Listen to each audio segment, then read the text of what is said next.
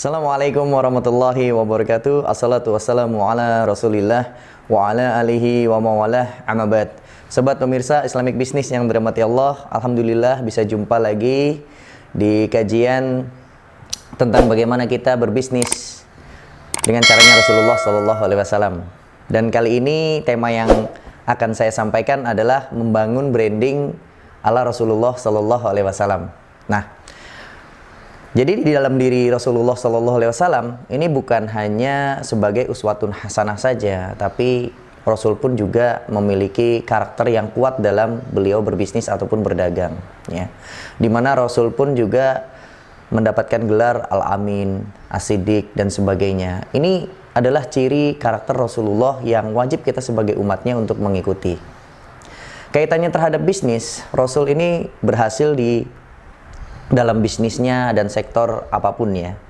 Dan beritanya, informasinya adalah Rasulullah Shallallahu Alaihi Wasallam ini berhasil ada di 6 kota, dan salah satunya atau 4 kota yang terkenal adalah, yang pertama adalah di Syam, di Bahrain, di Yordania dan Yaman. Dan semua bisnisnya ini benar-benar berhasil ataupun bisa dikatakan sukses. Ini karena apa? Karena Rasulullah Shallallahu Alaihi Wasallam ini terkenal. Ya, Rasul ini ketika berdagang, maka orang ini berbondong-bondong mencari Muhammad ataupun Nabi kita. Karena apa? Karena terkenal dengan kejujurannya, kesalihannya, dengan ketawaduannya, dengan kebaikannya, dengan keadilannya, dan semua yang ada di dalam diri Rasulullah Shallallahu Alaihi Wasallam. Yang pertama adalah ketika kita ingin membangun branding ala Rasulullah Shallallahu Alaihi Wasallam, maka kita harus berbuat jujur. Nah, sebagaimana Rasul pun bersabda di dalam hadis, at-tajiru sadukul aminu ma'a nabiyina was-sadiqina wasyuhada'i yaumal qiyamah. Jadi nanti kelak di hari kiamat, pedagang atau pebisnis yang jujur itu akan bersama dengan para nabi, para syuhada, dikumpulkan bersama-sama. Jadi Masya Allah, ganjaran bagi sahabat pemirsa yang berbisnis dengan kita jujur, ya, maka insya Allah Allah akan kirim kita, akan menaungi nanti di orang-orang yang terdekat dengan Rasulullah Sallallahu Alaihi Wasallam, ya, ini dengan para syuhada juga, ya. Nah, kaitannya terhadap kejujuran, memang sedikit sekali sekarang kita melihat kejujuran, ya, dimana para pebisnis ini pengennya kan untung. Namun kalau kita jujur, sulit untuk mendapatkan keuntungan, biasanya seperti itu. Namun ini sebaliknya, ya. Kalau kita mengikuti Rasul, maka ini akan sebaliknya, ya. Karena kejujuran ini dapat menghapuskan, ya, keburukan-keburukan yang akan kita dapatkan. Kejujuran ini adalah bagian dari citra kita sebagai umat muslim, di mana kejujuran ini adalah prinsip utama, ya. Sehingga kalau kita bisnis lalu kita menghalalkan segala cara, ataupun nggak apa-apa nggak jujur sedikit, nggak apa-apa nggak jujur banyak, ini nggak boleh. Karena apa? Karena kejujuran ini adalah modal yang paling utama untuk kita membangun brand di dalam bisnis kita, ya. Lalu yang kedua adalah menghormati pelanggan ataupun menghormati calon klien, ya. Sahabat-sahabat yang dirahmati Allah, ketika kita bertemu calon klien ataupun calon pelanggan, maka kita harus menghormati, harus melayani dengan baik, ya. Melayani ini pun juga tidak dalam kategori lebay, ya. Maksudnya lebay ini kita berharap kalau saya keluar uang sekian untuk melayani, maka akan mendapatkan imbalannya sekian. Tidak. Tapi pelayanan ini benar-benar dari rasa yang ikhlas dan tulus, ya, karena Allah Subhanahu wa Ta'ala, dan benar-benar ini karakter kita, ya, karakter bisnis yang kita jalankan. Sehingga kalau kita berbicara masalah menghormati, ya, ini bukan menghormati artinya hormat, itu tidak, tapi pelayanan kita, adabul kita itu benar-benar, ya, hanya karena Allah Subhanahu wa Ta'ala. Sehingga Rasulullah Shallallahu Alaihi Wasallam ini pun juga memperlakukan layaknya seorang muslim lainnya. Jadi kalau misalkan Rasul didatangi pelanggan, ya, Rasul ini menganggap seperti saudaranya sendiri, ya. Diajak ngobrol, ya, diajak berlemah lembut, ya, diberikan informasi yang terbaik terhadap produk-produk yang dijual, ya, diinformasikan mana yang cocok, mana yang tidak, ya. Dan ini semua dilakukan dengan ketulusan, ya. Tidak ada sebuah perjuangan yang akan sia-sia. Insya Allah nanti Allah akan ganti yang jauh lebih baik. Lalu yang selanjutnya, ya, ini adalah menepati janji. Ya. Nah, ini yang paling penting nih. Seringkali kita ketika mendapatkan klien, ya, lalu kita berjanji, ya, misalkan, oh ya saya akan selesaikan 2 hari kemudian, saya akan selesaikan 4 hari kemudian, ya. Namun di sisi lain kita tidak mengukur kemampuan, ya. Hanya nafsu dan ego yang kita pikirkan. Yang penting dapat pelanggan, yang penting dapat order, yang penting dapat omset. Ini nggak boleh, ya. Kita harus juga mengukur kemampuan kita. Kalau memang misalkan saya adalah pedagang bakso, saat ini saya bisa menerima 1 hari misalkan hanya 10 pesanan, maka tidak boleh kita melebihi janji, misalkan melebihi kapasitas yang kita miliki gitu. Misalkan hari ini ada pesan lagi 10, berarti 20. Oh iya bisa nanti sore kita usahakan dan sebagainya. Ternyata nanti bisa meleset. Kalau meleset, siapa yang merugi? Ya perusahaan kita, diri kita sendiri, ya. Jadi sahabat-sahabat yang dirahmati Allah, bahwasannya rezeki itu sudah Allah atur, ya, dan bagaimana kita cara menjemputnya saja. Dan tentunya kita berbisnis juga sesuai kemampuan, ya, bukan hanya mengambil kesempatan. Dan kadang-kadang ada orang yang berpikiran seperti ini. Wah kok rezeki ditolak? Bukan ditolak, tapi apakah kita mampu atau tidak? Itu masalah utamanya. Kalau kita mampu ya katakan mampu sesuai dengan kebiasaan kita. Namun kalau kita ragu dan tidak mampu, maka tinggalkan. Sebagaimana Rasulullah SAW menyatakan juga, "Da'lama yuribuka ilamala yuribuka." Janganlah kalian melakukan perkara yang ragu dan tinggalkanlah perkara yang meragukan. Jadi seperti itu, ya.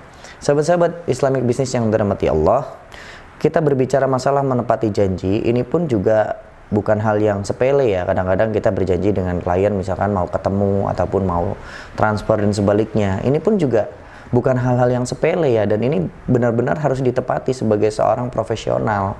Karena apa? Karakter kita ini selain tadi jujur, 2 menghormati pelanggan, yang ketiga adalah benar-benar menepati janji sesuai dengan lisan dan kemampuan kita, ya.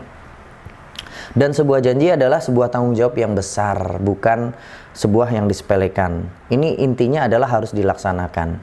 Bahkan bukan hanya menepati janji saja, beliau pun juga sering melakukan tugasnya dengan integritas yang tinggi, ya, sehingga membuat pelanggannya ini puas. Contohnya misalkan, kita janji misalkan jam 5 sore, ternyata kita cepet nih kerjanya, bikin baksonya nih cepat, jam 4 atau jam 3 sudah selesai. Nah, ini pelanggan lebih senang dan lebih suka gitu. Jadi sahabat-sahabat yang dirahmati Allah, bukan ketika kita menepati janji itu harus on time jam 5, tapi kita ciptakan integritas kita melebihi dari kualitas janji kita. Misalkan janji jam 5, kalau jam 4 sudah selesai, insya Allah pelanggan akan sangat puas ataupun klien akan sangat puas.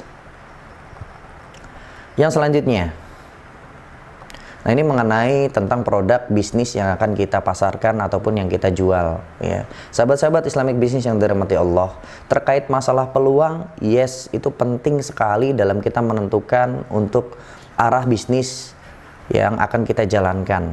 Namun pilihlah produk-produk yang berkualitas, ya, bukan hanya asal ikut-ikutan kebanyakan orang, tidak seperti itu, ya. Contoh misalkan lagi viral minuman kekinian, wah, akhirnya kita menciptakan minuman kekinian. Tidak juga gitu, ya.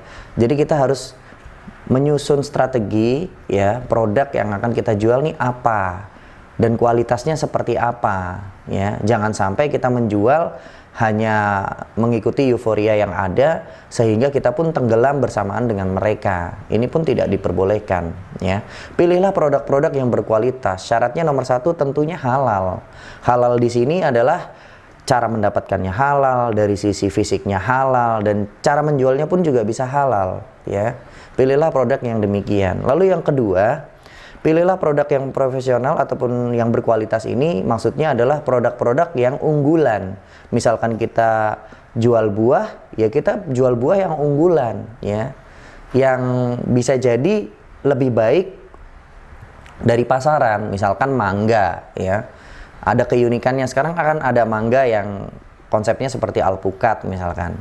Coba kita jual produk yang seperti itu, sehingga di pasaran pun tidak ada ataupun tidak jarang ditemukan, dan konsepnya mangga. Kalau kita bicara buah mangga, ya mangga seperti itulah kira-kira bentuknya. Tapi karena kita menjual mangga yang bentuknya seperti alpukat ya, dan cara memakannya pun juga berbeda dengan mangga yang biasanya. Nah, ini menjadi value, menjadi sebuah produk yang berkualitas gitu ya. Dan tentunya produk itu pun juga harus benar-benar didapat dengan cara yang halal, dan nanti menawarkannya pun dengan cara yang halal ya.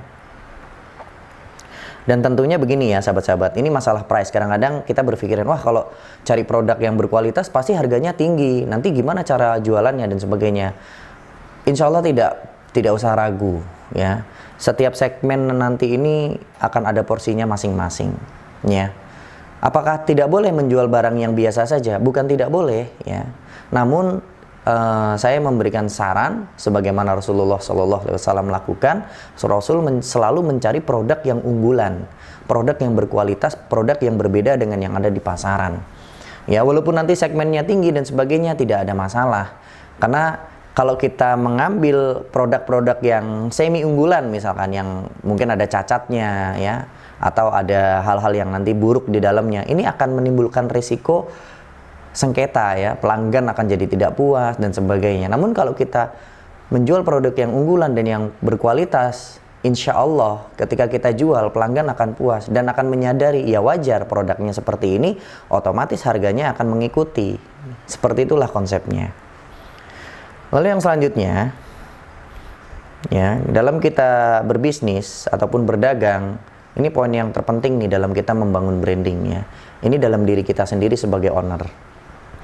Tidak menjelek-jelekan produk pesaing ataupun pebisnis lainnya.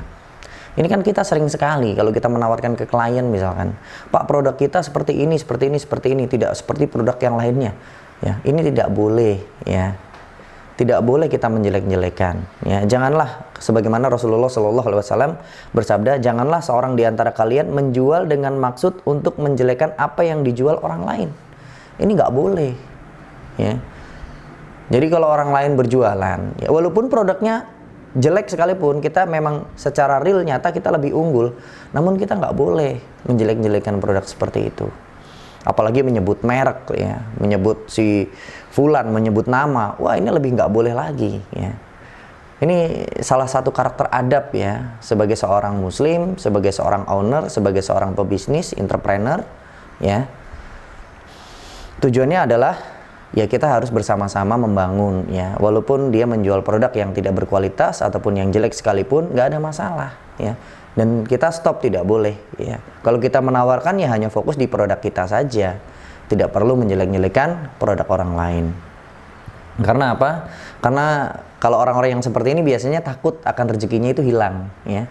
Takut akan rezekinya itu kurang, padahal enggak ya. Rezeki sudah diatur dan ditetapkan oleh Allah Subhanahu wa taala. Jadi kita nggak perlu khawatir ya. Dengan menjelek-jelekan orang lain malah bisa jadi Allah menyempitkan rezeki kita. Karena Allah tidak suka dengan karakter orang-orang yang demikian ya.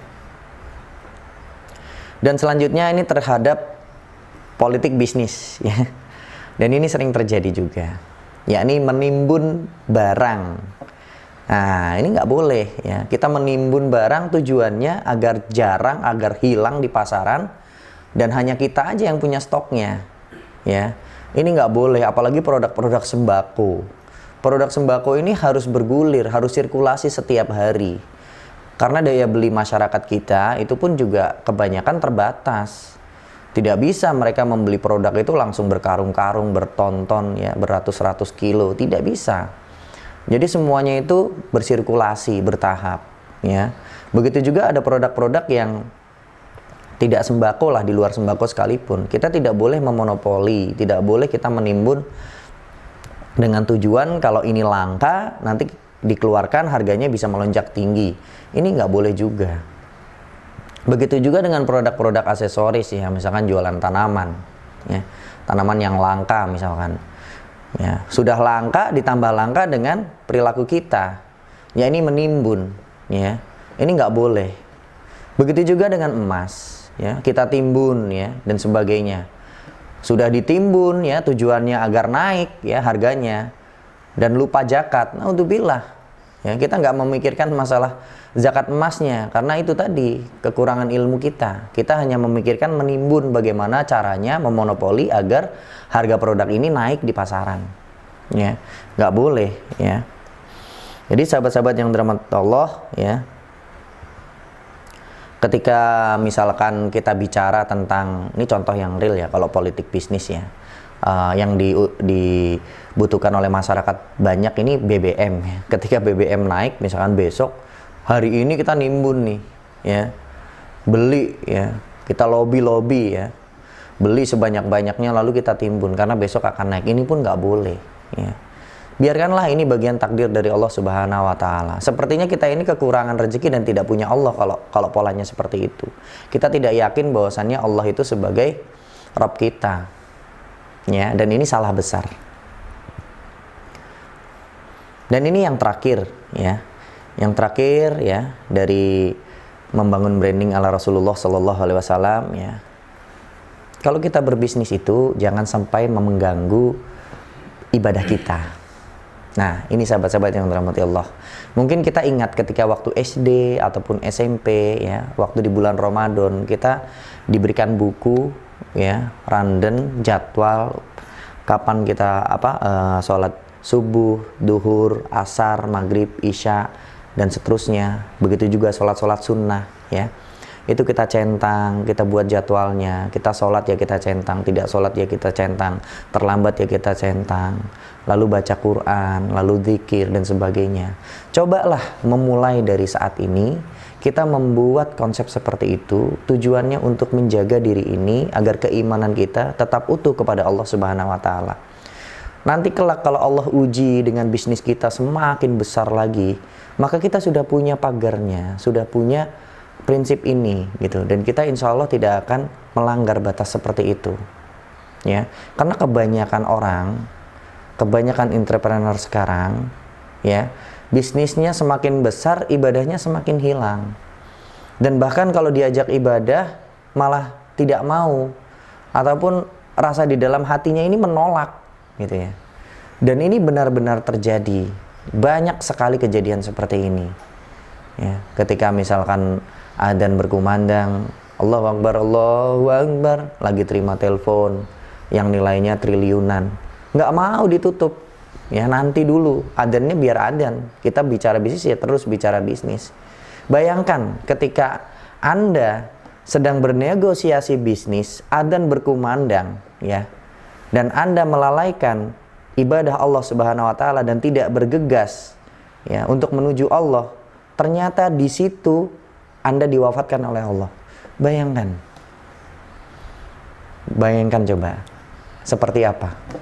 Apakah nanti bisa kembali lagi, bisa bertobat? Tidak bisa, karena Allah sudah mewafatkan Anda dengan keadaan terhina, yakni keadaan dengan hina. Itu yakni apa?